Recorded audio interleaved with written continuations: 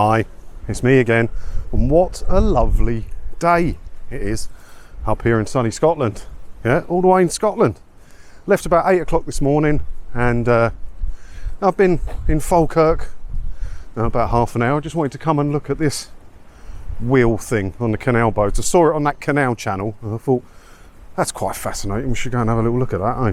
So I'm up here, just over there, look, yeah, Falkirk wheel. I thought I'd have a look at that and we can do normal walk and talk, because this is much more picturesque than where I normally do. And what an absolutely blinding day. I left Essex, it's peeing down. Get up to Scotland, look at this. What a day, what a day. So a couple of stories to go through, and there's one, it was in the papers a lot and you lot wanted me to talk about it a lot, so have a look. Man thrown out of court in row over TV licence fine. Oh yeah, that was doing the rounds. It all kicked off.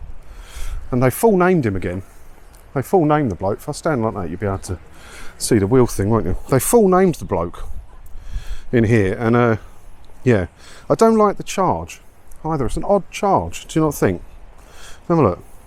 The court heard that on May the 4th last year, won't read his name, did not attend a court hearing in Wrexham where he's found guilty of being in possession or control of a colour television receiver and colour television set, knowing or having reasonable grounds for believing that another person intended to install or use the item or use them without a licence. As such, a fine of £220 plus costs and a victim surcharge, and we're still yet to find out who this victim is in these cases, was imposed, and the defendant of, look at that, I won't read it, but it's got basically his full name and full address in there, came to court with an application to reject that. It's that charge, isn't it? I don't like that charge. Be in possession or control of a colour television receiver without a licence. Always make it sound like a bloody firearms charge or something, don't they? He was in possession of that without the correct licence. They've got to reword that. That's got to happen. I hope somebody who deals with Capital, TV licence or BBC or something watches these videos and gets that dealt with, because that's odd. That's an odd charge, because you can own a television without needing to pay the licence fee. But the reason they have it like that is part of the scam, obviously, to trick people who read these articles in their local paper or whatever. So, yes, see, I told you, you have to have a TV licence if you own a telly. God, it's not true. It's not true. You can own all the tellies you want. You can own a television repair shop. You don't need one. It's crazy.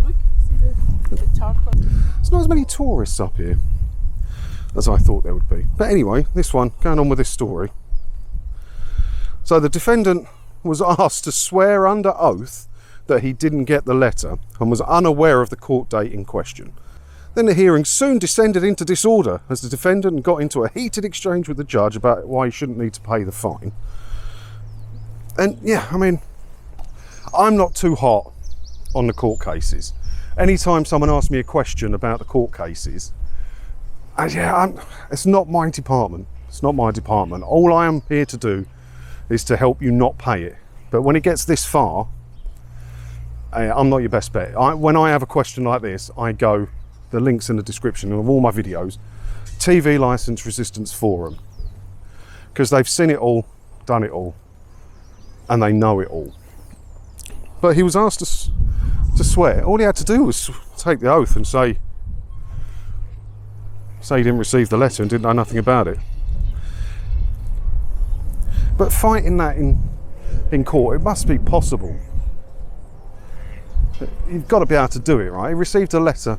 How did he receive the letter saying he's got a fine and a court date? By talking to a goon on the door.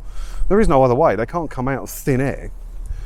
So it shouldn't go this far. That's why I don't really advise on the court case stuff, because as far as I'm concerned, there's no excuse whatsoever. It's nice around here.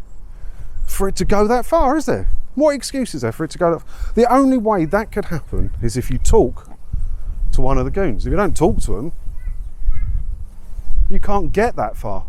Oh, I hope you can hear some of this. It's dead windy, isn't it? It's dead windy. Nice here though. Quite like this. I don't think I've got time to get a boat ride on the wheel, sadly. Don't think I have time for any of that. I need to go and check into the hotel and fill my face with whatever the local lager is. Oh, this bridge doesn't feel none too clever. Can you hear that? Can't swim either. So yeah, what else does it say? Because he did kick off and then storm out, I think it was, yeah. As he made his way to the door, the 55-year-old could be heard stating effing joke to the anger of the judge, who demanded that the defendant is brought back into court, and the security team did not get the message to stop someone that ran exit the building, blah blah blah. It's bad that it got that far. I can understand why it would kick off, but I know enough about this sort of thing to, you know, just law in general. I've been to court. I know enough to not kick off. But it's a bad one, isn't it? What I'm gonna do is, when I get a minute, I'm gonna have a chat with some people on the TV Licence Resistance Forum and get their thoughts on this, and then we can talk about that in another video, because honestly, when it goes this far, they're the best guys to talk to. I wouldn't worry too much about a black belt barrister and all that, although he knows his stuff with the law, but these guys they own it, you know, it's what they do. So when I get a question, that's where I go. All right, what else we got? I mean, that bridge don't sound too clever, does it? So there was a story, I think late last week or early this week, that BBC are cutting 1,000 hours of TV. They're not going to make 1,000 hours of new TV, but they're still going to pay for orchestras and stuff like that. So that's good value for money for licence fee payers, right? But there is good news if you're a licence fee payer. Look, BBC vows 100 hours of new TV comedy. 100 hours of new TV comedy. The figure, which averages 2 hours a week, is broadly in line with recent years, but well down on the 225 hours made in 2010. So the licence fee costs less in 2010. And if you're a comedy fan, you got a lot more for it. So that's good. That's good, isn't it? How anyone can defend the BBC at the minute is just beyond me. The money they charge for what you get, it's not there. So over 13 quid a month, don't like this bridge. And compare it with, what's the basic Netflix now? I don't know, it's $5.99, is it? All right, you know, Netflix isn't for everybody, but if you look at the catalogue of what you can access, and it's updated regularly, and some world-leading shows for nearly a third of the price. That's a bit more than a third, isn't it? But you know what I mean. Where is the value? Where is the value for the TV licence fee? I don't get it. I don't get it. Do you get it? Let me know in the comments if you get it. Right, I've seen all I need to see of the Falkirk wheel. I need a beer and a wee. I had to stop a couple of times coming up. Stopped at some services near Leeds, can't remember what it was called, a big one. And then I stopped at Gretna Green. And I need to go buy some petrol, ready for the morning, because tomorrow night, I mean, the start of this NC 500 thing that I'm doing is Inverness, but that's like another 2 hours on top of this. I just didn't fancy that today. I love driving, don't get me wrong, but I just didn't fancy it. So if I work the route out, I can build those 2 hours into tomorrow, and then I can stop at a really cool place tomorrow night, which you will see tomorrow. But I'm quite looking forward to tomorrow night's stop.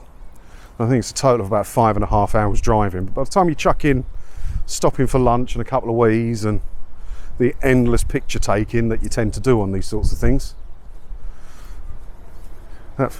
you don't really want to schedule in more than sort of 5.5 hours driving in a day. I've done it before when I've done the Italy routes and stuff. I don't want to go down here. That's not how I get to the car.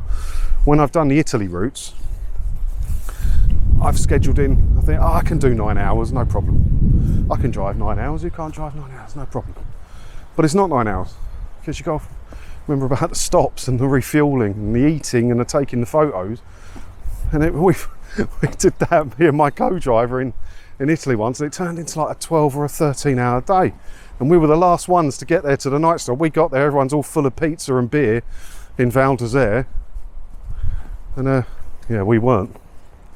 I was quite sad about that. So I'm not going to make that mistake again. I don't schedule in more than 6 hours driving a day when I do these big road trips. Right, got some of your comments. Let's have a look. It's a bit thrown together, this one, because I've been driving all day. I haven't had time to look at my phone. But I could have done this later in the hotel, I guess. It's not as picturesque as walking around here, and I wanted an excuse to walk around here. It's bloody lovely. Put your phone in microwave wrapped in tin foil on the 23rd of this month. Keep the shit away from you. That's probably a little bit excessive.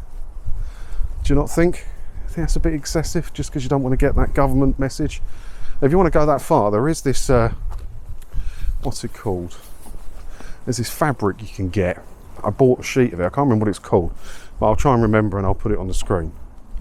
It's, what's that thing called that stops all electronic signals getting through? That's going to bug the hell out of me. The Faraday. You can get this Faraday fabric.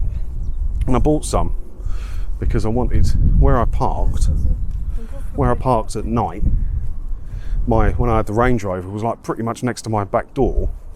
So anywhere in the house I have that key, someone could press the button and get into that car. And you can buy leather pouches for the Faraday thing, but it was cheaper to buy the fabric and make my own. Not a £5 a sheet or something. It works brilliantly. So if you are that bothered, do that. But I don't think there's anything nefarious in it. I'm not going down the big conspiracy route. I honestly don't think there's anything nefarious in it. I think it is a genuine test message for a messaging system that many governments in the world use. I just don't want it on my phone, so I've turned it off. This TVL needs taken to the cleaners for good. Yes, TV licensing needs to close down. I mean, it bogs up the court system. I reckon there's 1,000 people a week are prosecuted for TV licence offences. So that's 1,000 people a week that could go through the court system. Imagine how much more efficient the court system could be without TV licensing. Just for that reason alone, it's worth getting rid of. It is so nice. There's like all big, they mountains in Scotland, I don't know, but it's tall back there. You know, I don't know if you'll be able to see it if I spin round. It's over that hedge. Can you see the skyline, or is it all just blown out? It's probably all just blown out. I keep meaning to put a filter thing on here and I've not brought it with me. Never mind. I thought there was someone walking backwards filming you. God, every day I'm getting these. It's a camera on a stick and it's got this gimbal thing. There's another picture, look. And it's kind of stabilised, right? So I can move it about all like this and it stabilises. And they're not expensive. There's a newer one out now, the DJI Osmo Pocket 2. You can use wireless microphones and stuff built in on it. Or there's this one. This is my second one of these. If you shop about a bit on eBay, you can pick these up for 150 quid. Hi John, jealous of your road trip. You should have said I could have joined you in my Abarth with my English Bull Terrier Stan. I like an English Bull Terrier. Okay, what Abarth have you got? Let me know again in the comments. Abarth specify Abarth oil, which I did put in last year, but it's hard to get hold of. So I used a good but normal oil this year. Enjoy your trip. Yeah, I'd be careful with that. They want 1050 weight fully syn oil. There are some other manufacturers that do it. I wouldn't do a full oil change with anything else, but I did manage to get somebody and I got a litre in the end. But yeah, I normally buy it in. If I get my oil changes, it comes in cans. I quite like the cans. I make good planters if you take the top off with the tin opener of the cans. I'll put a picture of the cans on the screen. Selenia oil. I normally just buy them and the filter, and when I get the place to do the oil change for me, I provide the oil. Enjoy your trip, Clint. But your name's Graham Ritchie, so have you spelt that last bit wrong? Were you trying to call me something there? Hey, cheeky. Yeah, let me know what Abarth you got. It was good, the Abarth, you know. I've done quite, like I said, I've been all around Italy in an Abarth, and when I got my first one, I come back from an Italy trip and I bought one. I wrecked the credit card and I woke up one weekend, I had nothing better to do, so I thought I'd just drive to Paris, have some dinner, and it was good on that. And I've been all around many places in Abarth. This is the first trip this one's had, because I've only had it a couple of months, and yeah, faultless coming up here. Didn't use too much fuel. I think I averaged 45.8 to the gallon. I'll take a picture in a minute. Yeah, can't fault the thing. Oh, I did get a bit of leg ache in it. Doesn't have cruise control. You don't realise how good radar guided cruise control is, like I had in the Range Rover, until you haven't got it anymore.